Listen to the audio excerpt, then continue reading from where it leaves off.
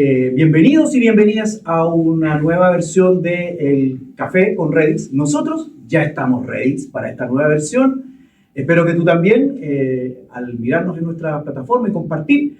Hoy día tenemos una nueva versión muy interesante para tratar un tema que también es de gran interés para la comunidad, que está trabajando en ingeniería y gestión en salud. Mi nombre es Benjamín Carrasco, soy director de la Red de Ingeniería y Gestión en Salud. Y hoy día tenemos esta nueva versión de conversación abierta con las personas que han venido para acá a compartir un rico café, tal como yo te invité hace unos días atrás. Así es que tenemos hoy día el privilegio y el honor de poder contar con Vicente Astorga, que nos acompaña hoy día. Él es presidente de Farmoquímica del Pacífico, pero también es miembro de la Red de Ingeniería y Gestión en Salud. Esta red, recordarles que forma parte de un equipo de profesionales de la atención en salud, no solamente ingenieros, sino que también es una red abierta a otras profesiones, ¿cierto? Y que busca fundamentalmente promocionar sistemas equitativos de salud basados en excelencia operacional, para transformar, por supuesto, nuestro sistema. Desde el aporte que la disciplina de la ingeniería industrial también puede entregar a través del aporte directo de los ingenieros civiles e industriales, pero también de todos aquellos trabajos e iniciativas que otros profesionales del sector también están realizando en materia de eficiencia operacional, que es nuestro foco, ¿vale? Bueno, hoy día, como les comentaba, vamos a tener la entrevista y la conversación con Vicente. Vicente, tú, bueno, eres parte de la red desde hace algunos años. Antes de entrar en materia, cuéntanos un poquito de tu visión de la red. ¿Cómo es que llegaste acá? Un poco para motivar al resto de las personas que comparten con nosotros esta transmisión. Súper, bueno, gracias Benjamín por la invitación a la Redix, por darme este espacio también, y a todos los que están presentes hoy, que este sea un conversatorio, más que una charla. Así que si alguno quiere opinar, levantar la mano y generamos un ping-pong de ideas, maravilloso. Yo me sumé a la Redix, yo diría desde el comienzo de lo que fue la creación de la corporación misma. Creo que es un espacio donde se juntaban profesionales con una inquietud vinculada al sector salud muy fidedigna y con unas ganas de mejorar un sistema de salud. Y desde mi instrucción, que soy ingeniero civil, siempre he visto los problemas, los veo de una forma sistémica. Siempre pienso quién falta en la conversación, no quién sobra. Y esa mirada sistémica tuvo cabida en la Redix, y por eso finalmente termina siendo Red de Ingenieros y Gestión en Salud. Y gestión, darnos cuenta de que esto es multidimensional, no es solo de ingenieros, sino que de todas las profesiones que están vinculadas con salud. Creo que el espacio de la Redix, desde el profesionalismo, la independencia, de nuevo, la experiencia, algo que nos mantiene a todos conectados dentro de esta red, es que participamos de una u otra forma en el sector salud. Y el sector salud es uno solo, no es un fraccionamiento del sector. Todo lo que hacemos dentro de salud tiene impacto finalmente en quien queremos generar un cambio, que son los pacientes y las personas. Así que eso es lo que me motiva de participar de la red, y muchas gracias de nuevo por invitarme en esta casa, que es la Asociación Chilena de Seguridad. Sí. Dicho sea de paso, no sé si saben quién la creó, ¿no? Bueno, él se llama Ladislao Lira Larraín, ingeniero. Ingeniero. Y el ingeniero que le presentó un proyecto a la SOFOFA en el año 1958, de crear una institución que albergara y contuviese los accidentes laborales y hacerse cargo de ese espacio. Luego de eso siguió evolucionando, y bueno, la institución que hoy en día existe nace gracias a un ingeniero. Así que bien, un saludo para él a donde sea que esté en el cielo. Y en su casa. Y en su casa, efectivamente. Yo agradezco estas palabras, y te pedí especialmente, Vicente, esta como introducción un poco también para inspirar a las personas que todavía no son parte de nuestro equipo de la red a que se sumen. Estamos en la página web redix.org. Ahí pueden encontrar toda la información para ser parte de esta red y para también ser parte de todo el networking que estamos generando y las actividades próximas que también vamos a compartir con todos y todas ustedes, ¿vale? El tema que hoy día nos convoca es la colaboración público-privada en la provisión de medicamentos. Es un gran tema, ¿cierto? Porque efectivamente, como hemos conversado un poco, ¿no? Es también sumamente importante que para poder impactar realmente en la agregación de valor al paciente, en las actividades sanitarias que hacemos, evidentemente, todo lo que es la terapia farmacológica y todo lo que tiene que ver con la provisión de medicamentos en distintas variables, ¿no? En la accesibilidad, en la oportunidad, en cómo llegan esos fármacos y cómo llegan esos medicamentos a distintos pacientes de distintas especialidades, con distintas necesidades, pacientes crónicos, pacientes oncológicos, pacientes con medicamentos de alto valor, ¿no es así? Hay un mundo ahí y nos interesa, y nos interesó al equipo del comité científico de Redix poder explorar un poco más en profundidad este sector. Y aprovechando tu amplia experiencia, Vicente, por supuesto que eras como el elegido para poder desarrollar este tema. Y como tú bien dices, lo vamos a generar en términos de una conversación, de tal manera que todos los asistentes siéntanse, por favor, libres de levantar la mano, interrumpir, preguntar. Esto va a ser más que, tal como señalaba Vicente, una conversación, un conversatorio, más que una presentación magistral. No sé si tú quisieras partir, Vicente, un poco los ejes temáticos o quieres partir un poco con cuál va a ser la orientación de la conversación. Bueno, cuando me invitaron a participar, pensé en cómo abordar este espacio. Podría ser muy técnico, podría ser muy caer en lo granular, en lo operativo y hacer una presentación. Y finalmente preferí que fuese un conversatorio, porque, como tú bien dices, el sector farmacéutico, el sector de salud es muy amplio. Entonces, hablar de eso y entrar en lo operativo, podríamos, más que armar un conversatorio, sería una serie de Netflix. Entonces, para hacer que sea un conversatorio, creo que espero yo que esto sea un puntapié inicial para una vertical dentro de la Redix, que tenga que ver con el desarrollo industrial de un sector como el farmacéutico, entendiéndolo de la forma más amplia. No solo el farmacéutico entendiéndolo desde la biotecnología hasta las moléculas sintéticas, química, alopática, homeopática, la salud de forma integral. Entonces, esa es un poco me gustaría que conversáramos, quizás te propongo parte de la historia, la importancia de contar con industria. Eso, es sumamente importante. ¿Por qué es importante para un país y para nuestro ecosistema de salud contar con una industria farmacéutica? También es un punto. Claro, que es una buena pregunta, o tratar de explicar en pocas palabras por qué es importante contar con industria farmacéutica. Y ahí quiero quizás dedicar unos minutos a la historia, de cómo nace el que Chile tenga industria farmacéutica.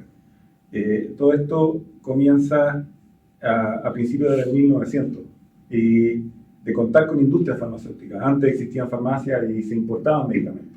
Pero en 1900 se empiezan a dar cuenta los legisladores del país que era importante contar con una industria que abasteciese con medicamentos locales, para darle acceso a la parte rural del país, para darle acceso también a las ciudades y sobre todo porque el sistema logístico no era fluido en esa época. Entonces se desarrollaron los primeros laboratorios, se instalaron los primeros laboratorios. Después vino la Primera Guerra Mundial y eso le dio un énfasis adicional al contar con industria. No solamente industria farmacéutica, sino que también se amplió a muchos otros aspectos de la sociedad. Desarrollar industria en el país entendiendo de que al cerrarse las fronteras, al haber problemas geopolíticos, el país tenía que seguir desarrollándose. Y en ese proceso se entendió que la industria farmacéutica era una industria estratégica y esencial para el desarrollo del país, que impacta directamente en la salud de las personas.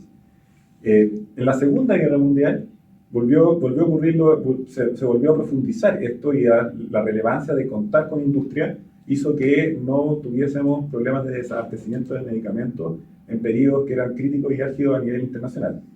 Ahora último lo pudimos ver en el COVID, en la situación del COVID, en donde si bien no tuvimos vacunas, cuando podríamos quizás haber tenido algo de eso, porque hasta el año 2001-2002 contábamos con una planta de vacunas en Chile, que estaba alojado en el Instituto de Salud Pública, el cual se cerró por falta de empuje y de visión desde el punto de vista de contar con una planta de vacunas y la importancia de tenerla.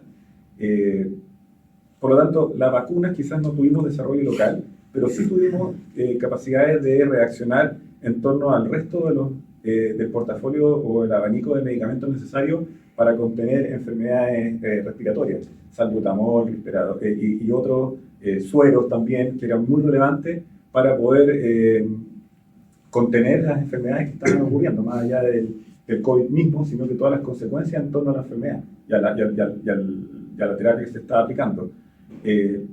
Y a veces, como país, y a todos nos cuesta ver el dolor cuando no existe el dolor. Pero desde India nos contactaron a Chile para preguntarnos si teníamos medicamentos para enviar hacia allá. Desde India. Desde México también. Porque había faltas de medicamentos. Existía falta de medicamentos. En México también había falta de medicamentos y te decían, nosotros necesitamos, por favor, si nos pueden enviar medicamentos de Chile a México y al resto de la región latinoamericana también. Y en Chile ese problema no lo vivimos porque contábamos con industria.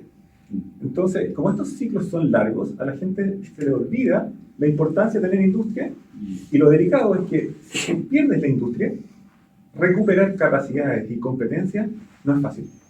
No es fácil. Esto, en Chile existe todavía industria y eso hay que aprovecharlo, y es relevante por una resiliencia sanitaria, es relevante desde el punto de vista económico del país. Una de las verticales que, si uno ve, digamos, el desarrollo mundial, tiene que ver con la biotecnología. Y la biotecnología, el escalamiento natural, es a través de la industria. Poder desarrollar medicamentos biotecnológicos desde Chile hacia la región, hacia el mundo, eso también, además de entregarnos salud, nos entrega valor agregado como país, desarrollo económico, valor agregado profesional, investigación, potencialmente patente. Toda esa rama de oportunidades, si la industria no existe, desaparece. O bien, queda sola la parte de investigación y termina yéndose fuera del país a buscar dónde poder seguir escalando. Entonces, tiene un impacto sanitario, un impacto económico y un impacto de movilidad social, el contar con industria.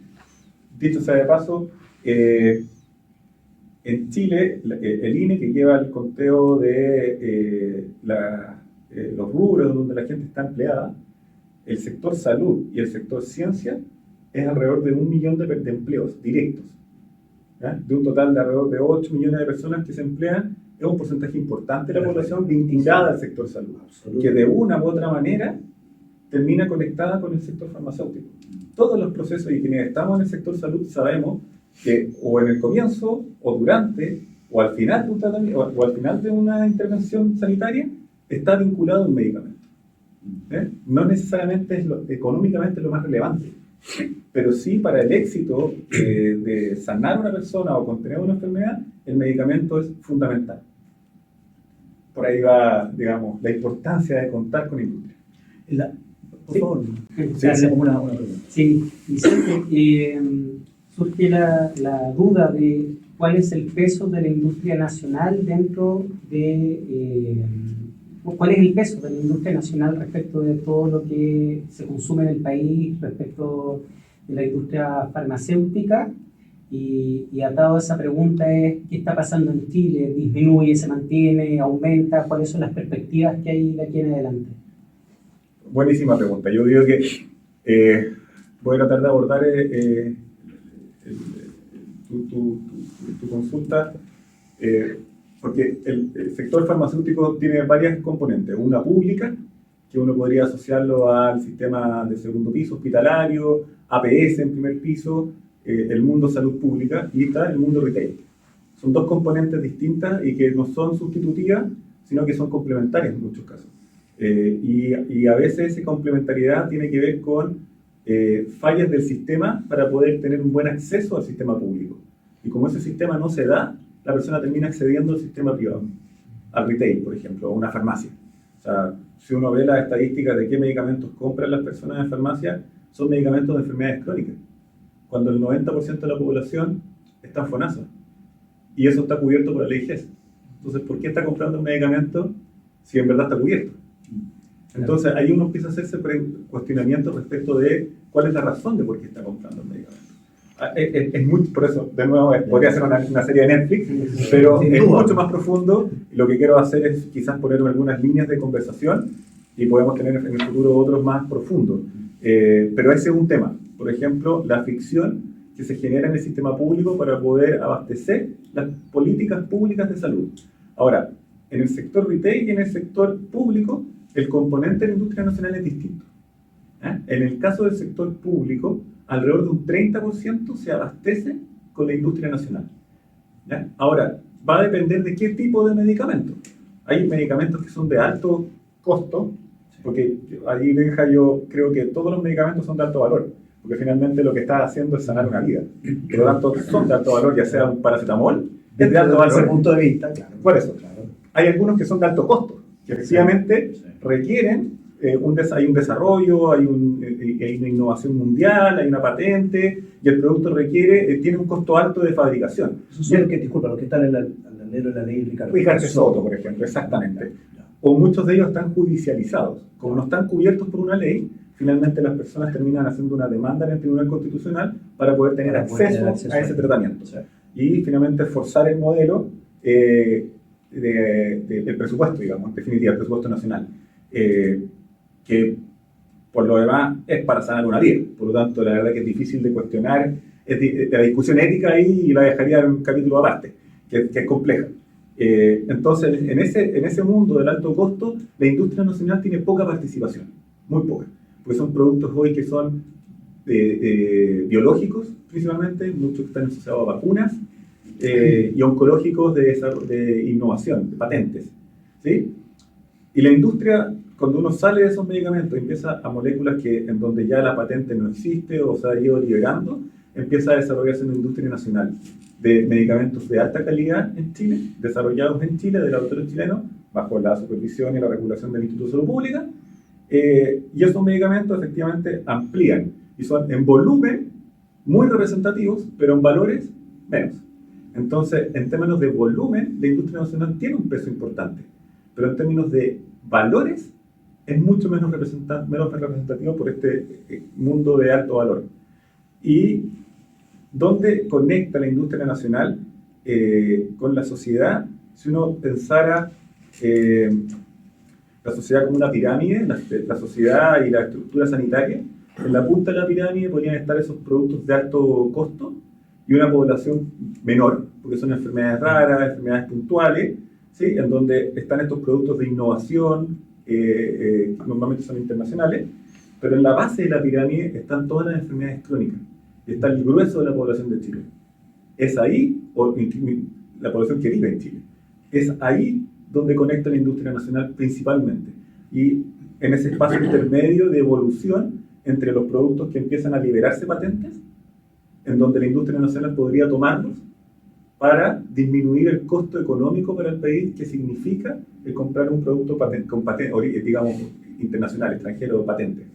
Entonces, el liberar esos fondos económicos asociados a esos productos de alto precio, lo que hace es liberar presupuesto para poder abordar otros problemas de salud, quizás que hoy en día el presupuesto no da, o ampliarlo. Entonces, al final, es un ciclo de vida del medicamento que parte desde la patente hasta que terminan los genéricos, ¿sí? O genéricos bioequivalentes o biosimilares, etc. ¿Qué es lo que ocurre hoy en Chile? Es que en el mundo de los biosimilares son tecnologías que no se han desarrollado en Chile. Entonces, en Chile lo que tenemos, y ustedes conocen, si buscan en internet van a ver laboratorios que tienen plantas de productos genéricos, medicamentos genéricos que son sintéticos de droga química, ¿cierto? Que son medicamentos químicos, pero no biológicos. Y esos biológicos son plantas que hay que desarrollar.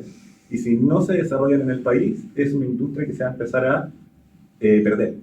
Porque la medicina que va hacia el futuro está muy asociada a medicina personalizada, medicina biológica, biotecnología, vacunas, enfermedades que pueden tener relación incluso con zoonosis, como fue el caso del COVID, y tener reacción ahí es la que Chile hoy está perdiendo. No hay reacción.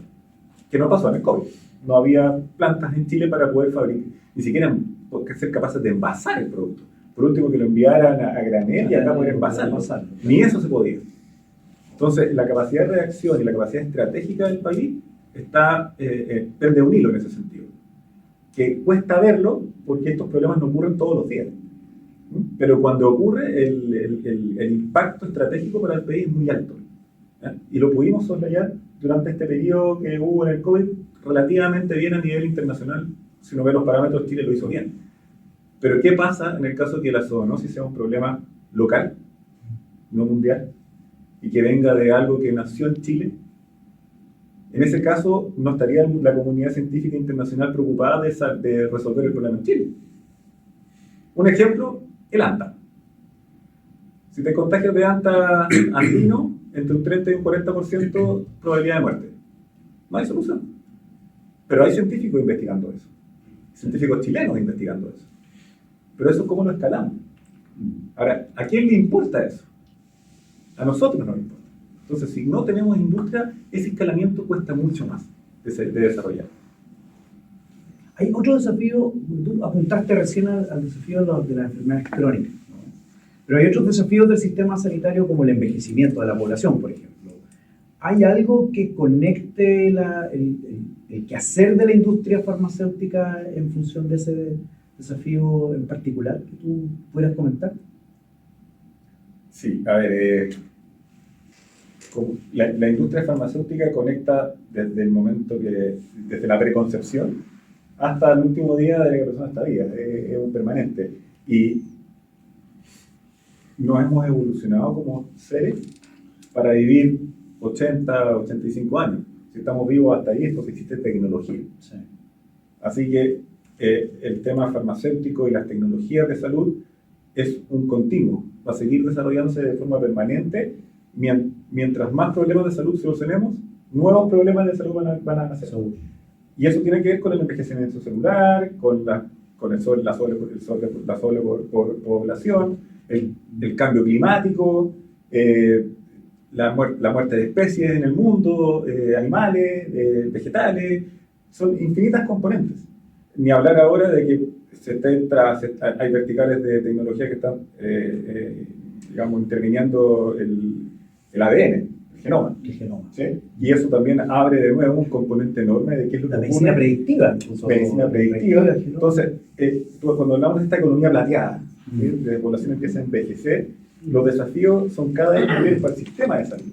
Porque las personas, a medida que pasa la edad, más medicamentos requieren. En promedio, 3 o 4 medicamentos polifarmacia tiene una persona que ya sobrepasa una edad, no sé, de 60 años. Entonces, si la población envejece, la sobrecarga del sistema, del presupuesto del país, por así decir, aumenta por el número de medicamentos que requiere.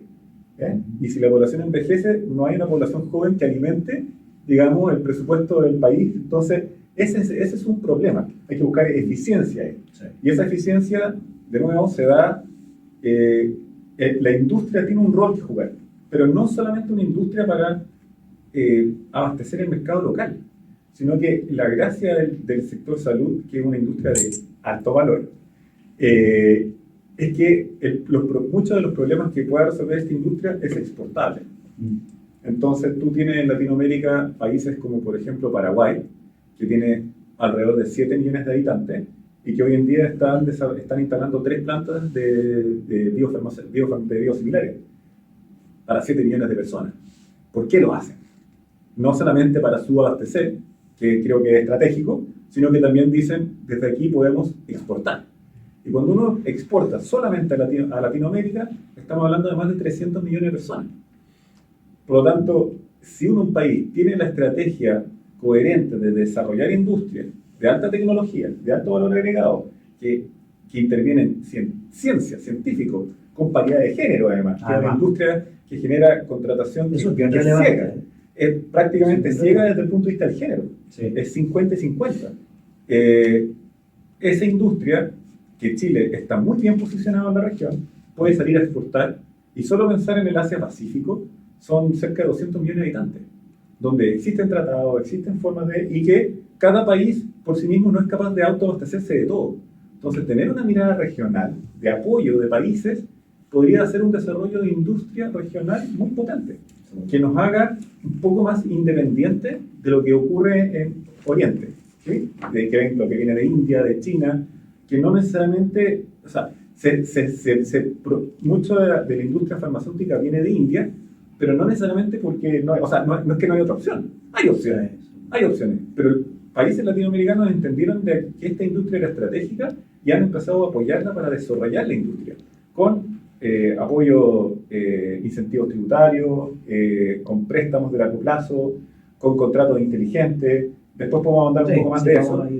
Pero y sobre todo, con un cuidado regulatorio de qué tipo de medicamentos son los que entran a cada país. Porque cuando algo viene de fuera, tú pierdes el control respecto a ese medicamento que llega, si cumple o no con el estándar que tú estás exigiendo en tu propio país. ¿Eh? Entonces, perdón, sí.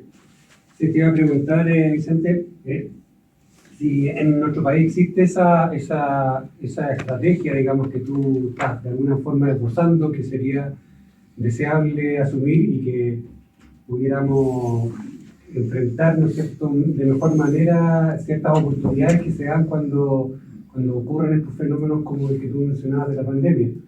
Y si esa estrategia existe y cuáles son los factores que podrían potenciar esa estrategia, o al revés, que pueden ser como cuellos de botella o obstáculos que tenemos que remover.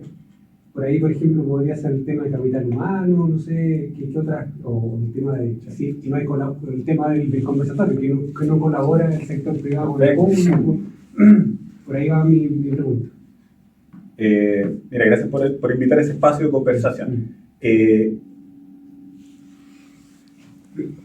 Si el sistema chileno está pensando en una estrategia, yo aquí hago un disclosure, yo hablo como ingeniero y como presidente de Farmaquímica del Pacífico, porque además soy presidente de la Cámara Nacional de Laboratorios, pero estoy hablando desde mi rol desde Farmaquímica, por si acaso, ya, para no herir ninguna susceptibilidad ni nada.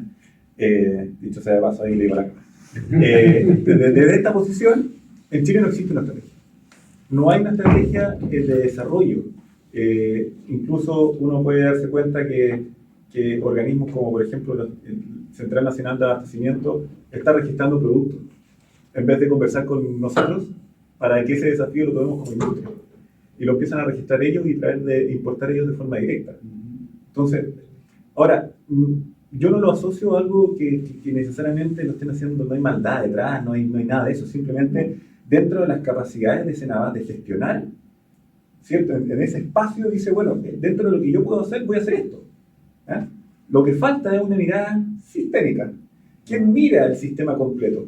Porque probablemente Senabas tiene un mandato y trata de hacer su gestión.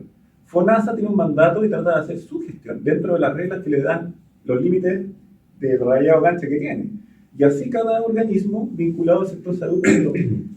Pero ninguno está diciendo si lo que yo hago genera un impacto hacia afuera en otro organismo y cómo me conecto con todo eso. Entonces, hay alguien o algo que se llama estrategia que debe sentar en la mesa y decir, ok, esto es lo que queremos como país, que finalmente es un rayado de cancha para que organismos que son del sistema público digan, ok, voy a avanzar en esto, pero no puedo tocar, tengo que tener cuidado con esto, porque si no termino destruyendo la industria. Y destruir la industria tiene estas consecuencias. Pero yo no le puedo asociar a un organismo en particular la destrucción de la industria, porque no lo está haciendo por eso. Lo está haciendo probablemente por bajar los precios o tener abastecimiento de medicamentos que hoy en día no tienen.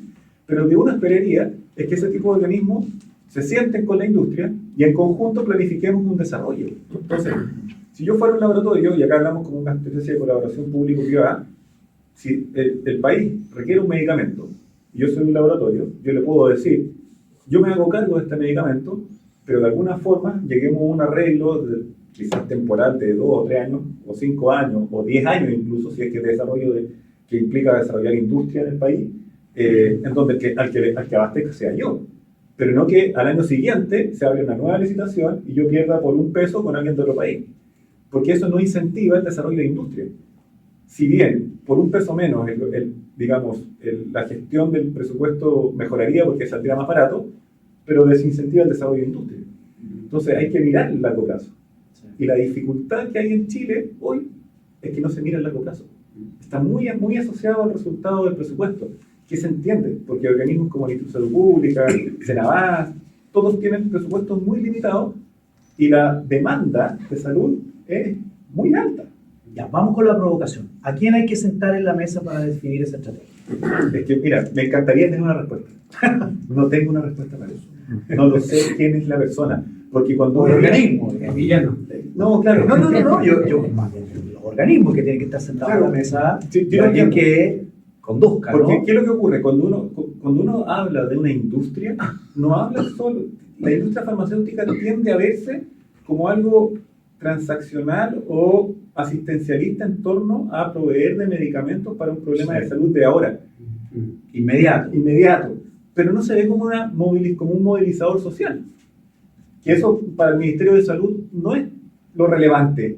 Ellos están preocupados de los parámetros sanitarios del país, pero no de las fuentes laborales. Pero ojo, perdón, los Sí. parámetros sanitarios presente y futuro pueden tener un cambio. Perfecto. Si es que Sí, nosotros Si a eso además hacemos algo en si a esa eso además le materia. agregamos que quien está a cargo de ver el desarrollo económico del país y está haciendo una industria de alto valor agregado, es una industria que si yo tuviera que invertir dinero en una empresa, debiera ser en una industria, debiera ser en esta, porque un peso invertido acá es de alto retorno en el largo plazo.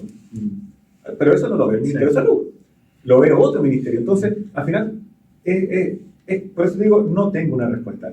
O sea, creo que es todos, y ese es el problema, que todos o ninguno. No sé, a lo mejor hay alguien en la pantalla que me escriba después, que me diga escriban en los comentarios con quién debiéramos juntarnos. El Ministerio de Salud, como tú dices, bueno, la Redix puede estar ahí. este puede ser un tremendo espacio, sin duda. Sin duda. Pero esa, como tú dices, la mirada de largo plazo, pero es una mirada de largo plazo sanitaria. Sin duda. Porque Puede ese ser de es otra el manera. mandato que tiene el Ministerio de Salud. Tal cual. Sí, pero si yo voy a Hacienda no tiene esa misma lógica, piensa distinto. Si voy a Economía, tienen otra. Sí, Las licitaciones. las licitaciones. Entonces, esto parte desde un paradigma. El paradigma ¿es importante tener industria? Si yo parto de ese paradigma, se construye una cascada de decisiones que parten de ahí. Si la industria no es relevante, una señal de eso, que se haya cerrado la planta de vacunas, en vez de haber invertido en el desarrollo.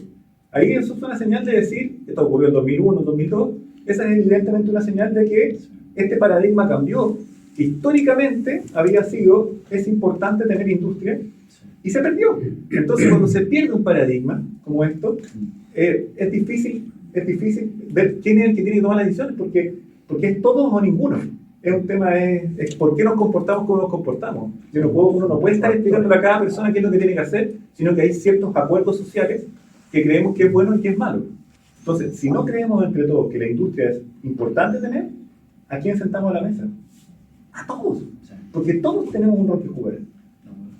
Yo te quiero llevar ahora a un plano un poquitito más táctico, porque creo que hemos entendido el... Ah, perdón. Carlos, tú quieres hacer... Sí, una pregunta como Por conceptual. supuesto, adelante. ¿De cuánto plata se mueve en la industria, en los fármacos? ¿Cuánto es el monto, obviamente aproximado? Sí. Yo entiendo que estamos hablando de una porrada de plata. Mira, En términos porcentuales, la parte farmacéutica en el país entra entre un 15 y un 17% de lo que se gasta en la salud. O sea, el otro 83% son capital humano, dispositivos médicos, ¿sí? Y prestaciones de servicio. Y el otro 17% es farma. Es mucho recurso, sin duda. Si uno lleva a montos económicos, es mucho dinero, pero mirado en el contexto, no es lo más relevante en el sector salud. No. Y eso ha sido quizás dentro de ese mismo paradigma de poner el foco en el precio. Cuando uno pone el foco en el precio, se le empieza a olvidar la importancia de la calidad. Y poner el riesgo del 83% de una inversión sanitaria por ahorrarse algunos puntos en ese 17%, Es muy cercana a la opinión porque soy de la industria, tengo un laboratorio, Pero claramente, pero creo que ese es un tema racional de decir hasta dónde yo puedo empujar los precios sin perder la calidad. Y la pregunta iba en sentido contrario, no en sentido de la voz. ¿Ya? Porque yo tengo entendido que son deben ser unos 1.800 millones de dólares. No, ¿No? es más, porque tiene el sector público y el sector No, privado. bueno, Si sumas los dos, está alrededor de 4.000. estaba hablando de lo que tiene FONASA, que tenía el año 2023. Eran como 1.500 millones. Sí, sí. Entonces, Es alrededor de 4.000. Entonces, Si no sumas el total. ya, mi pregunta es, porque si estamos hablando de una industria de 4.000 millones de dólares, ¿sí? ¿En dónde está? Porque si ya deberías muy ahorrar de esto, etc. Pero pensemos al revés. Si yo tengo una industria de esa cuantía y lo hago cada vez mejor y la hago crecer, las exportaciones. Mira, te voy a dar un ejemplo, Carlos. En los próximos 7 años, en Latinoamérica, solo en Latinoamérica, van a vencer alrededor de 11.000 millones de dólares en patentes. O sea, si es un mercado abordable por alguien que instale una planta y quiera vender, hay un potencial de mercado de 11.000 millones de dólares. Hacia allá era la pregunta. O sea, hay un Y esto no es algo que nadie lo haya visto. Argentina, Brasil, Colombia, Paraguay, son países, México, son países que ya lo vieron y lo están desarrollando. El tema estratégico como país es que no nos estamos sumando en esa hora. Y en 15 años más, estos países van a tener desarrollada esta industria. y van a estar adelante. Y van a estar adelante, van a estar desarrollando. Todo lo que estamos conversando lo van a estar haciendo. Y nosotros, como país, vamos a estar dedicados a importar. Con lo que y con lo que nos envíe. Y cruzando los dedos de que no hayan Es que te lo guerras o problemas estratégicos. en el vecindario. Claro. Y entendemos que los ciclos globales son complejos. Uno no los ve tan, porque quizás son más largos, pero ocurren. Ocurrió la Primera Guerra Mundial, ocurrió la Segunda Guerra Mundial. Hoy en día hay 2 conflictos bélicos que están ahí dando, digamos, son complejos. ¿Quién puede decir que en los próximos 10 o 15 años no va a haber un estallido de algo más grave? ¿Y cómo nos pilla como país? Entonces, toda la industria, uno podría decir que cualquier industria pasa esto, es que hay industrias que son más estratégicas. Y cuando hablamos de parte de medicamentos, es la base. Porque finalmente un país sin personas es tierra. Entonces son las personas las que tienen que tener esa capacidad. Podemos, con todo el respeto a la industria del zapato y a la industria de las chaquetas, podemos vivir con una chaqueta más antigua, o más vieja, o un zapato más roto. Pero si no tenemos medicamentos, no tenemos salud. Punto. Si no tenemos medicamentos, no te puedo operar. Porque operarte sin anestesia de un, qué sé yo, de una apendicitis, a ver si ni vamos. Entonces, esa es la discusión que uno esperaría que existiesen estratégicamente. Más aún, teniendo una base de investigadores De primer nivel. de primer nivel. Aún. Claro, que si esto no sigue Exactamente. teniendo... Claro, los científicos están hoy en día, primero, desconectados de esta industria, porque no es una industria que ha logrado transmitir esto más allá de este tema asistencialista del medicamento para el sistema de salud. Entonces el científico, por un lado, se ve amarrado, o bien deja de investigar. Hay mucha investigación, por ejemplo, en temas biotecnológicos en salmones, porque los salmones se dieron cuenta de que esta es una tremenda oportunidad y lo están desarrollando. Hay tecnología también en el mundo forestal, biotecnología potentísima. ¿Pero por qué no farmacéutica? Simplemente porque no lo ven. Pero si uno se acerca y lo empieza a mostrar, dicen, acá hay un mundo de posibilidades. Exacto. Pero después también chocan con la realidad de, ¿y cómo escalamos esto? Porque tengo que desarrollar este producto en alguna parte y chocamos con el mundo regulatorio. Que eso es algo más táctico. Ahora, justamente, tocaste el punto al cual quiero llevar la conversación y quiero invitarlos a todos y todas a ese punto. Para ver un poco cómo es que desde la ingeniería y la gestión podemos aportar en el mundo del desarrollo de la industria farmacéutica o del desarrollo y la potencialidad futura, ¿no? Y ahí hay desafíos probablemente regulatorios, particularmente, que pueden ser favorables o no a un desarrollo más competitivo de esta industria, quizás, ¿no? No sé si te pudieras referir un poco más a esos desafíos regulatorios y un poco cómo la ingeniería como disciplina, en el fondo, como profesión, puede generar un aporte concreto ahí. Mira, primero, el espacio regulatorio también en Chile tiene en la parte fármaco y la parte del Instituto de Salud Pública tienen muchos verticales. Diagnóstico de HIV, tienen salud ocupacional, tienen muchas verticales, pero la parte farmacéutica tiene un rol muy de nuevo de asistencialismo, de ver cómo ayudar a los problemas de salud actual. ¿Ah? Y por otro lado, tiene una restricción presupuestaria enorme. Entonces, ¿cuánto más pueden hacer con los mismos recursos que tienen? El nivel técnico y profesional es maravilloso dentro del Instituto de Salud Pública, pero no dan abasto, no tienen más capacidad. Ahora, hace un par de meses, el Instituto de Salud Pública, no sé si sabían, hubo un hackeo. Les hackearon la plataforma completa. Entonces, imagínense que toda la información sanitaria del país fue hackeada. Pero uno dice, por negligencia, no es negligencia, es que no hay recursos. Entonces, de nuevo, ¿cuál es la mirada estratégica del país? Está bien que un organismo como este, que concentra este nivel de información estratégica del país, no tenga recursos. Y si a eso le sumamos la biotecnología, que esta industria de la salud es muy sensible, vive en la frontera del conocimiento. Es una industria que está permanentemente en la frontera del conocimiento. Entonces, si el regulador no acompaña eso y no está en la frontera del conocimiento, finalmente la innovación y lo que ocurre van como 3 estaciones más adelante que tiene que regularme para yo poder seguir avanzando. Entonces, la innovación tiene un freno que se llama regulatorio. ¿Y cómo cambiamos eso? Primero, acercando al ente regulador, a la tecnología.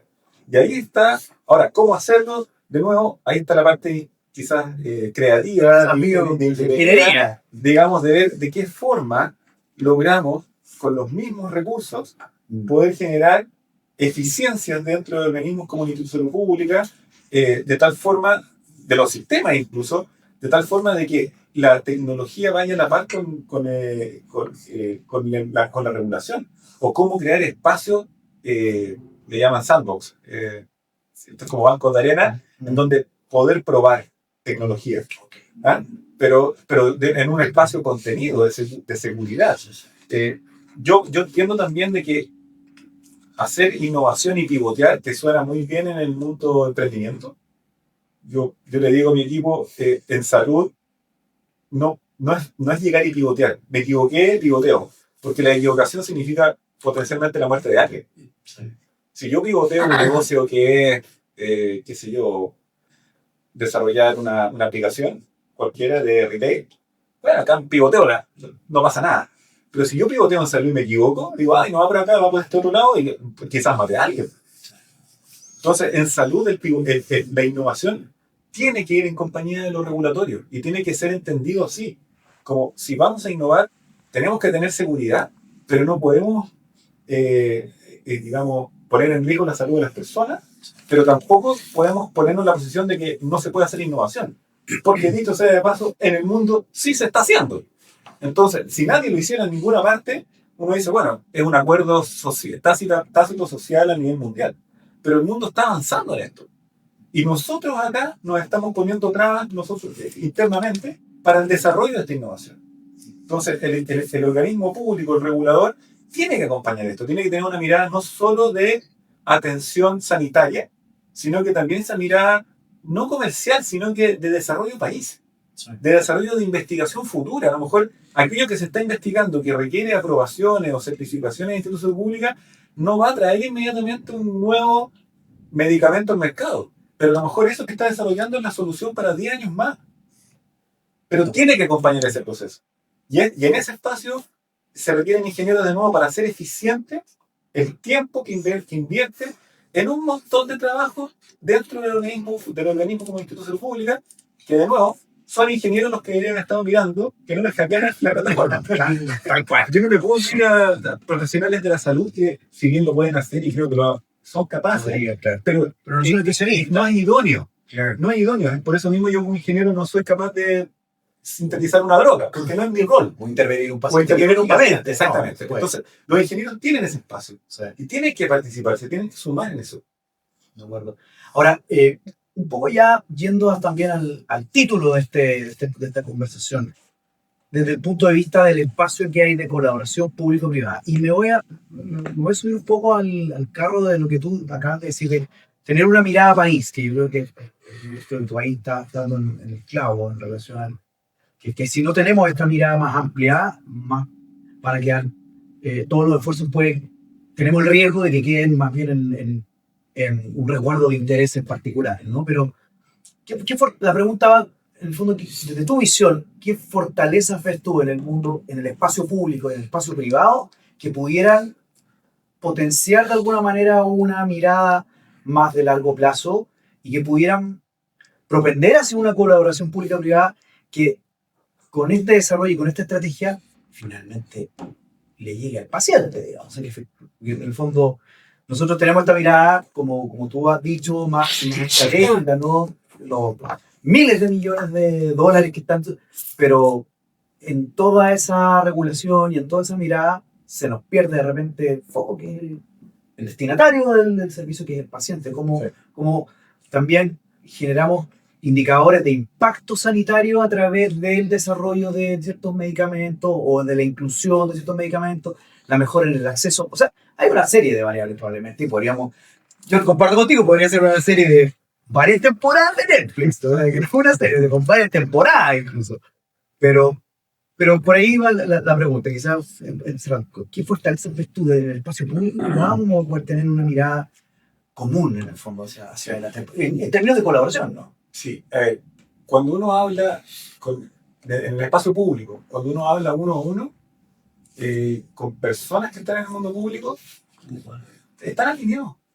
Insisto, yo creo que esto es más un tema de paradigma que es sistémico.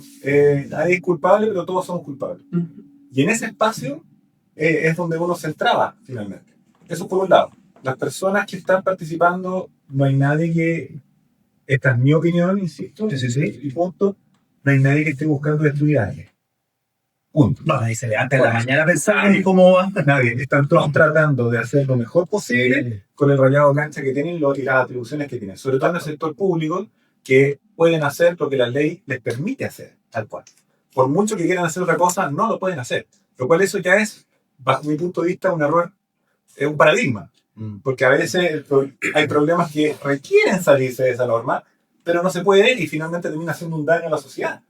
Entonces, el sentido común, que es el más común de los sentidos, puede ser un problema, pero hay un tema ético detrás. Tenemos un paradigma en Chile, un paradigma legal. Legalista, que es el sector público, es que no lo puedo hacer porque la ley no me permite hacer esto.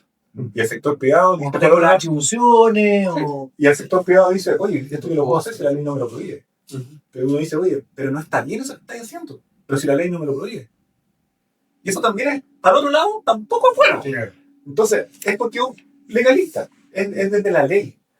Cuando tú cambias ese enfoque y dices, tengamos un paradigma desde la ética, empezamos a entender qué es lo que buscamos como país, cuál es el impacto, y hay un sector público que diga, si bien la ley dice esto, debiéramos hacer esto u otro porque la consecuencia no es correcta.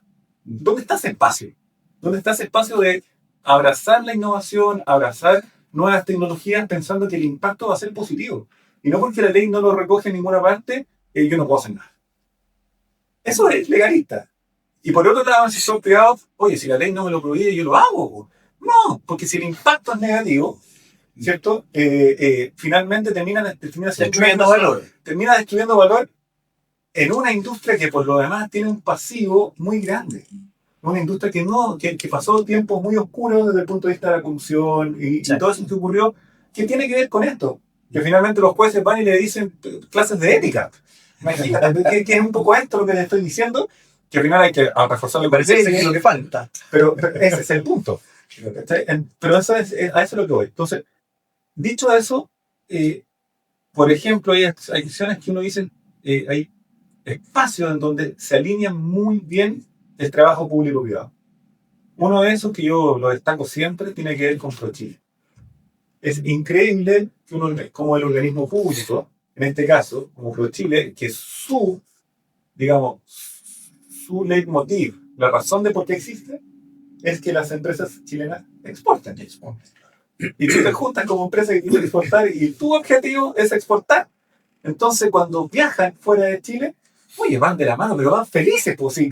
Mi resultado es el resultado del otro y es simétrico. O sea, a mí me va bien y a ti te va bien. Oye, el mejor de los mundos. Es muy transparente, está muy enfocado, es salir del país y es crecer. Tiene solo cosas positivas. Entonces, mirar esa experiencia de ProChile te empieza a demostrar de que se puede trabajar en conjunto sin generar, digamos, un impacto negativo desde el punto de vista de la ética. Se trabaja en conjunto y se trabaja súper bien. Súper bien.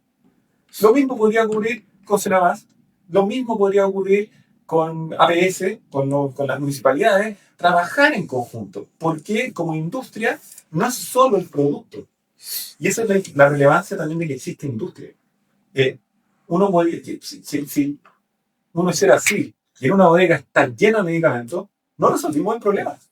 Nosotros resolvemos el problema cuando las personas usan el medicamento y adhieren al tratamiento. No basta con tener un medicamento en una caja. ¿Ya? ¿Quién es parte del proceso de que ese medicamento pase de la caja a ser usado? Uno de ellos es la industria, que somos los que entendemos del medicamento. Además, nos interesa que el medicamento se use. Por último, desde el punto de vista económico, si se usa, van a volver a comprar. Por lo tanto, me interesa que se use y se use bien. Y para eso, el trabajo, por ejemplo, con las municipalidades, en APS, es ver cómo eliminamos fricciones para que esos medicamentos lleguen a las personas. Haya una adherencia al tratamiento, una continuidad de tratamiento. Que las personas no terminen abandonando los tratamientos, por ejemplo, porque les cae mal. Entonces, si les cae mal, una empresa extranjera dice, yo no sé, yo le vendí el medicamento y se acabó. Pero nosotros acá podemos hacer algo porque lo entendemos. Estamos acá, la data la vivimos. Por lo tanto, podemos ver y decir, hagamos algo. ¿Cómo hacemos que este medicamento no genere ese efecto adverso? Uno. Segundo, la persona dice, ya no me siento mal, ya no me duele. Entonces, ¿para qué sigo tratándome? Abandonan el tratamiento, cuando en verdad tienes que continuarlo. Porque, y eso es educación. Somos parte también de esa educación. Tenemos que ser capaces de comunicar y educar en eso. Y tercero, el costo. ¿Cuánto cuesta el medicamento? Y eso tiene que ver con el sector privado y el sector público, el uso correcto de las políticas públicas, del GES, de los tratamientos que compra. Entonces, que compra el sistema público. Cuando una persona dice, y yo lo he escuchado, no sé ustedes, no, que prefiero comprarlo en farmacia porque el doctor me dice que es mejor. Entonces, uno dice, entonces, ¿para qué lo estamos comprando en el sector público? Si va a quedar guardado en una caja. O bien, es un paradigma, de nuevo, es un error, digamos, conceptual. Hay que educar para que ese medicamento se le demuestre a la persona que es lo mismo. O bien, dejar de comprar un producto que efectivamente es de mala calidad. Y simplemente se está haciendo porque es más económico. A pesar de que tenga bioequivalencia. Y claro, que ahí está el tema de lo regulatorio. En Chile, el nivel regulatorio es muy bueno, pero no hay una coherencia respecto de lo que se importa. El Instituto de Salud Pública no tiene la capacidad de salir a inspeccionar las plantas en el extranjero. Entonces, ese medicamento que viene de fuera de Chile, el Instituto de Salud Pública lo único que hace es agarrar un dossier escrito y validar que lo que dice ahí está bien escrito, pero no va a ver físicamente la planta. Entonces, por ejemplo, el Instituto de Salud Pública en Chile hace alrededor de 500 y tantas inspecciones a los laboratorios nacionales. A los laboratorios internacionales, 0 o 1. En Chile hay alrededor de 30 plantas. Instaladas afuera, registrados con productos en Chile, más de 1000. Entonces, esos 1000 laboratorios de afuera, ¿quién los inspecciona? Entonces, en esos 1000 hay unos que son del primer nivel. El primer nivel. Pero hay un montón de otros que nadie sabe. Y no puedo decir que son malos, pero nadie sabe. Entonces, en ese espacio es donde empieza a generarse esa duda de decir, ¿este medicamento es de calidad? Versus este otro que, por ejemplo, es de la industria nacional, los conozco, sé que existen, los fiscaliza el ISP, etcétera, y los prefiero comprar. Y voy a la farmacia a comprarlo. ¿Por qué lo compro y por qué no me lo entrega hace nada más? Porque la regulación chilena y las leyes chilenas terminan impactando en el que el precio del medicamento en Chile sea un poco mayor. Por ejemplo, el sueldo, no es que se pague el sueldo mínimo, pero es un referente. El sueldo mínimo en Chile, comparado con el sueldo mínimo en India, es nada que ver. Estamos hablando de un 10% del sueldo en India. Entonces, el nivel de remuneraciones en Chile es distinto que en países como India. El costo de la energía, el tratamiento medioambiental, el impacto tributario, y sumas todo eso, la ley de 40 horas, etcétera, etcétera, que no es malo como país, y me parece súper bien que lo tengamos. Pero son cosas que van a afectar. Pero si eso mismo no se le exige a lo que viene de fuera, es una competencia desleal. Porque no puedo competir con él. No es que mi medicamento sea caro, es que el que viene de afuera no viene con todos estos atributos que yo también estoy dispuesto a incorporarlo, porque todos decidimos tener un país distinto. Y está súper bien. Sí, en eso Entonces, decidimos que fuese así. y está súper bien, pero lo decidimos todos. Sí. Pero lo que estamos haciendo al traer estos productos que no cumplen estas condiciones es terminar destruyéndonos. Porque cuando destruyes una industria, y aquí me estoy viendo más allá de los farmacéuticos, Sí. si tú destruyes una industria, destruyes fuentes laborales, destruyes agregación de valor. Un país no vive de pura importación. Necesita desarrollo. Entonces, está súper bien las leyes, pero tiene que haber una coherencia, en este caso, regulatoria. Ahora, particularmente con el rol de Senabas, tú lo ves más como en términos de colaboración o competencia. Claro, yo lo veo como un organismo que debiéramos crear y generar espacios de colaboración. Y, por ejemplo, generar contratos de largo plazo, de desarrollo. De contratos inteligentes. Claro, efectivamente, tener contratos inteligentes que no sean, o sea, no tienen por qué ser exclusivamente con lo que podríamos entender como industria nacional. Podría ser una empresa extranjera, pero una empresa extranjera que quiere instalarse en Chile. Eso es abierto, cualquiera, ya sea una nacional o un extranjero, para que no haya discriminación desde el punto de vista de los oferentes ante una licitación. Sí, con los oferentes de una licitación. El organismo público se nada más hace una licitación y dice, yo no puedo discriminar y decir, solamente esto es para los chilenos. Claro. No, esto es para todos. Pero ¿cuál podría ser la condición? Que instale una planta farmacéutica de biosimilares o biotecnológica que la planta se instale en Chile. Si ustedes vienen afuera y la instalan acá, bien, hágalo usted. Si lo quiere hacer un local, hágalo. Pero yo se lo adjudico al que ponga la planta y ciertos hitos, ¿cierto? Y además un sistema de tarificación del producto durante la vida del contrato, de tal forma de que finalmente suceda también un retorno positivo para el Estado. Sí. Y eso lo que hace finalmente, y el laboratorio que se lo adjudica, con un contrato a largo plazo, no es complejo acceder a un crédito asociado con Corfo, asociado con Banco Estado o quien sea, que financie una operación de este estilo. Porque estamos hablando de salud. Es algo que el país necesita. No es algo que es un emprendimiento que vamos a ver si hay demanda o no hay demanda. Acá hay demanda segura. Por lo tanto, la demanda es nada. El conocimiento técnico está. Y el pagador, por así decir, es el Estado. Es cosa de instalarlo. Pero ese contrato es un contrato inteligente que involucra a todos en una forma colaborativa. Crea de alguna forma el espacio para que el Estado sea más allá que un comprador estratégico, tenga un rol más, un comprador, digamos, puro, tenga un rol más estratégico desde el punto de vista del Estado.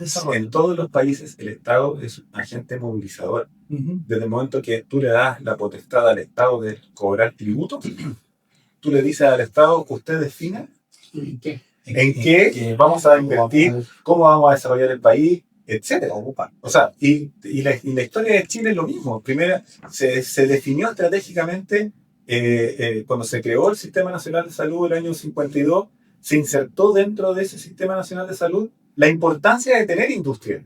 Y eso lo hace el Estado, no el privado. El privado es el que tiene que colaborar con eso. Sí. Vamos a ir con una pregunta de público. Hola, ¿qué tal? Luis Alberto Deza, soy médico. En ese mismo marco, lo que está tocando el último, ¿qué mecanismos de transparencia y sobre todo también de rendición de cuentas deberían estar como presentes para que se garantice la responsabilidad de ambas partes, lo público y lo privado? Y obviamente el bien común es la salud de las personas, ¿no? Pero eso siempre está como, se ve solamente desde el punto de vista financiero, pero agradezco el tema de la visión más sistémica de todo, y obviamente a los que estamos en la salud nos falta esa mirada del proceso. Pero eso siempre lo que, cómo garantizar de que ambas partes estén cumpliendo con las responsabilidades. Yo vi una experiencia de España donde los contratos no es una hoja, dos hojas, sino es bien definido con hasta los momentos donde más difíciles ahí quedan contemplados. Eso te quería preguntar. Súper. Buena. Yo diría que Chile tiene una tradición histórica de ser muy apegados a los contratos. Somos un país que siempre ha sido de mucha norma. Creo que como industria también y yo dentro de mi empresa a mí no me complica para nada la transparencia en torno a un contrato. Por el contrario, eso es lo que me da la seguridad y la tranquilidad de operar. Para eso están los contratos, para eso son licitaciones públicas en este caso. Yo no veo un mayor problema en eso. Tampoco, donde siempre puede haber un riesgo en los tratados de libre comercio. Por eso que es importante la no discriminación. Porque cuando uno adhiere a un tratado de libre comercio, la idea es no discriminar a los países con los cuales está haciendo el tratado. Por lo tanto, ese espacio del que hay que cuidar. Pero por otro lado, ese mismo espacio del que nos debería dar la oportunidad de decir, esto que estamos haciendo en el país, también lo podemos exportar. Entonces, algo que Chile tiene, que no tienen los países de nuestro vecindario, son 33 tratados de libre comercio, que nos abren el espacio de un 65% del PIB mundial. Entonces, a través de eso, el rol de la Subsecretaría de Relaciones Internacionales, la capacidad de insertar la industria farmacéutica chilena en esos tratados, nos abre el mundo. Entonces, esos contratos inteligentes incluso se podrían acelerar, porque al final no es un tema de... Tiene que ver con un tema de movilizar a romper la inercia. Es decir, yo no puedo instalar grandes números y efectivamente esto hay que revisarlo, pero una planta de biofármaco son $50 millones. Es harto dinero. Entonces, ¿cómo moviliza eso si no tienes una demanda asegurada? O sea, es imposible, salvo que el Estado lo hiciera porque tiene su propia demanda, por así decirlo. Pero creo que es una forma ineficiente de hacerlo, porque no es su rol. Entonces, si el sistema privado lo puede hacer y tiene esa capacidad de asegurar que cuando tú aseguras un negocio, tú le puedes exigir un poco más o le puedes exigir menos rentabilidad, porque es más seguro. Pero tienes que entregarle algo. Y de esa forma rompe la inercia. Y una vez que rompes esa inercia y empiezas a desarrollar la industria, no necesitas seguir apoyándola eternamente. Porque ya generaste un momento. Tienes que generar ese momento. Y eso es con transparencia. Cada vez que hay un contrato, Chile Compra es el espacio idóneo para poder fiscalizar que esos contratos se cumplan. Se hacen minería, se hacen el litio, se hacen todas las industrias. Porque vivimos todos los días moviéndonos en carreteras. Todas esas carreteras son contratos. Y son contratos de largo plazo. Si uno quiere poner una represa en el país, es un contrato de largo plazo. Pero uno quiere poner una planta de farmacéutica y no existe un contrato de largo plazo. Yo no me puedo sentar con el gobierno y decirle, hagamos un contrato de largo plazo porque quiero instalar una planta farmacéutica. Pero sí lo puedo hacer porque quiero instalar una represa o quiero instalar un parque eólico o un hospital. Justo te iba a preguntar por eso en tu rol como el presidente del gremio, porque finalmente es toda una industria que también ahí tiene que haber una estrategia, porque bueno, las carreteras en el fondo concesionadas son porque convencieron al señor Lago. En algún minuto el señor Lago vio que eso le podía redituar en términos de su ejercicio como ministro de Obras Públicas. Y fue tan fuerte que incluso se pusieron súper creativos y se saltaron un montón de cosas que es un movimiento en contra, digamos, de lo que pasó. Pero ahí están las carreteras, ¿te fijas? Entonces la pregunta es, en el fondo, como presidente, no sé qué porcentaje del gremio agrupa tu asociación. Sí. ¿Por qué tú no puedes ir a hablar con el señor de Senadaz? O si lo han intentado, ¿cuáles son como los obstáculos que... Sí. O a lo mejor Qué buena pregunta. Hay que hacer una campaña como para posicionar el tema en la opinión pública, porque nosotros no nos autopercibimos como un país que tenemos potencial en eso. Decimos, oye, exportamos cobre, exportamos vino. ¿Qué hizo la industria del vino, por ejemplo? Que mucho menos es rico el vino, pero no, no salva vidas, digamos. O los salmones también son ricos, pero a lo mejor también hay un tema ahí de cómo instalar en la gente la percepción de que de que ahí hay una cosa en que podemos sentirnos, no sé, como la selección chilena, tenemos un potencial ahí, Destacar por. podemos, hoy ya de nuevo vamos a salir último en la eliminatoria de los laboratorios, porque ya hasta Paraguay está instalando 3 plantas, ¿te fijas? O sea, no sé. ¿Cuál es la- Y yo creo que es maravilloso que lo haga. Y las Qué industrias bueno. son responsables de su imagen. O sea, piensa tú lo que pasa con la FP y la ISAP. O sea, no se preocuparon de su imagen hasta un punto en que hubo todo un movimiento en contra, ¿te fijas? Y ahora, bueno, ya... Y eso influye en lo que hace el niño. O sea, en el fondo, el señor Lago le dio un espacio y su partido, y se hizo una ley, y se hizo una estrategia, ¿te fijas? Entonces también hay un poco la pregunta es Sí. ¿cómo ha tratado el gremio de instalar el tema en la conversación con los públicos? Ahora, varias selecciones. Una temporada completa. Yo creo que en ese espacio, cosas titulares que me gustaría compartir contigo. Primero, es una industria fragmentada. Si uno lo compara con el salmón o con el vino, es una industria que se alinea entre ellos. Sí. Y tienen un relato y un discurso. La industria farmacéutica no es así. Nosotros somos un gremio que, en el caso de la Cámara Nacional de Laboratorios, son laboratorios pequeños. ¿Ah? Pero para el concierto chileno, del entendimiento de lo que es una empresa mediana, probablemente muchos de los asociados son empresas grandes. Pero en realidad no son grandes. En el contexto mundial son empresas medianas, que no tienen esa capacidad. No venden 150 millones de dólares, 200 millones de dólares, que son en la industria del salmón, de la fruta. Hay actores que son grosos, en términos de lucas, son muchas lucas. Esta no es una industria así, es una industria bastante más pequeña, la asociada a la cámara. Hay otras cámaras, incluso laboratorios que no están en ninguna, que ven las cosas, la forma de cosas y actúan de forma distinta. Y además es un rubro, en el caso del salmón es relativamente simple porque todos hacen salmón. En salud hay 9.000 productos, SKU o registros farmacéuticos, y cada laboratorio tiene una estrategia distinta. Entonces es difícil generar un relato ahí. Y aquí está mi opinión súper personal. Creo que el gran daño es no ponernos de acuerdo nosotros. No me cabe ninguna duda. Yo acá no le he hecho la culpa a nadie más que a nosotros mismos. Si nosotros no somos capaces de tener un relato común, porque al final entre todos tenemos, esto es como la diferencia del ADN entre un chancho y un humano, en realidad es casi 100% es casi igual, y hay una pequeña diferencia nada más. Entonces hay muchas cosas que son comunes y debemos trabajarlas entre todos. Todo lo que hemos hablado, por cierto, ahora probablemente es común, y si se sentaran acá a otro de otro gremio del sector o a otro laboratorio, les va a repetir lo mismo que les dije yo. En donde empieza a ver la diferencia son a veces en detalles más hacia adentro, que tienen que ver con su propio producto o qué sé yo. Pero falta esa generosidad de trabajo conjunto. Y por eso insisto, yo creo que es eso uno, juntarse. Segundo, la fragmentación del tipo de productos que tiene cada uno. Entonces, cuando hablamos de alto costo, está más enfocado en laboratorios internacionales. Entonces, yo siempre me río cuando no me río, porque me llama la atención cuando en la tele hablan de los medicamentos que valen más caros, más baratos en Europa que en Chile. Claro, ojalá fueran mis productos los que se venden en Europa, pero no son los míos. No son de la industria nacional que venden en Europa, son de los laboratorios internacionales. Entonces, cuando hablan de eso, la sociedad, las personas quedan con la percepción de que la industria es así. No es la industria, es un grupo de laboratorios que tienen eso.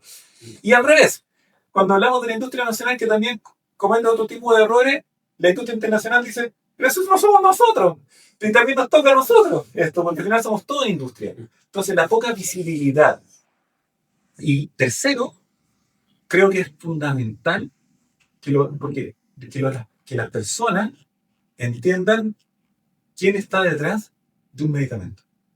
Estamos acostumbrados porque la historia siempre nos dijo que el médico nos recetaba y teníamos que usar lo que el médico decía. Pero nunca hemos cuestionado, ¿y quién fabrica ese producto? Porque si yo me compro una zapatilla, sí me interesa saber quién es el que fabrica la zapatilla, de dónde viene y cómo lo hace. Y anda que lo haga un niño la zapatilla, porque no compro nunca más esa zapatilla. Pero los medicamentos no es así. Ni siquiera sabe la gente cómo se llama el laboratorio que está detrás. Entonces, si no hay un grado de vinculación con la empresa que está detrás, del medicamento que yo uso, es difícil crear este espacio de, como está, este relato, esta épica, porque no tiene que ver con el producto, tiene que ver con la industria. Y en la industria son empresas. Y esas empresas no las conoce la gente, no sabe cómo se llaman. Entonces, hoy en día ese es un problema enorme, porque finalmente, si alguien comete un error, como nadie conoce los laboratorios, son todos culpables. Entonces, el daño que se le hace a la industria es enorme y ese daño nos autoinfligimos, porque somos nosotros los que tenemos que dar a conocer quiénes somos, qué es lo que hacemos, qué es lo que hace Farmoquímica, cómo piensa Farmoquímica, dónde está, dónde no quiere estar. Tengo que hacerlo. Probablemente no se va a mover ninguna unidad más de mis productos por eso, pero es una responsabilidad de sostenibilidad de empresa, porque mañana, si alguien llega a cometer un error, no quiero que eso dañe el trabajo que nosotros hemos hecho en el tiempo. Oye, No sé, por ahí la respuesta, que no es tan fácil de... creo que con esto estamos como por finalizar esta primera temporada, ¿cierto? Porque la verdad es que tú decías que es para una serie, pero yo insisto, son varias temporadas, con varias temporadas.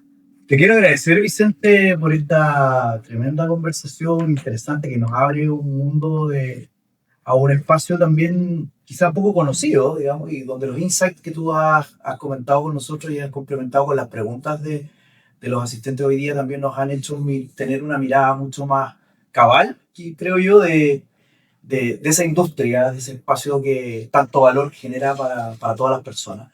Y en definitiva también el aporte a la salud de las personas en Chile. Así que felicitarte también por tu rol como presidente en estos dos bandos, digamos, en estos dos espacios, y tener quizás una última frase tuya como que defina, si tú pudieras definir el futuro de la industria farmacéutica con una frase. Está difícil de preguntar, pero... Mira, más que definir el futuro, yo diría que mi frase sería: estamos en un momento en el que todavía podemos sacarle provecho sanitariamente, económicamente, socialmente, a las competencias y las capacidades que tiene el país en torno a la industria farmacéutica. Todavía puede. Bueno, buen desafío.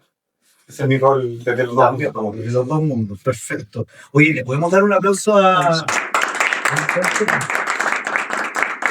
el agradecimiento de la Red de Ingeniería y Gestión en Salud? Agradecer la presencia de todos los que nos acompañaron hoy día en este Café con Reddit, y también a las personas que nos están mirando en las plataformas. Los dejamos cordialmente invitados para la próxima sesión a tomarse un café con nosotros. La primera parte es un café para hacer networking, para conocernos. Invitadísimos todos y todas a que sean parte de nuestro equipo en la Redix, a inscribirse como socios de nuestra corporación. Estamos muy alineados con un propósito que es hacer un congreso de ingeniería y gestión en salud próximamente. Estas iniciativas nos están ayudando a generar el momentum, digamos, para llegar a ese propósito próximamente en el año 2026. Pero por ahora los dejamos muy invitados e invitadas a la próxima sesión de Café con Redix desde el mes de diciembre. Así es que un gran saludo para todos y todas, y será hasta una nueva oportunidad. Muchísimas gracias. Gracias.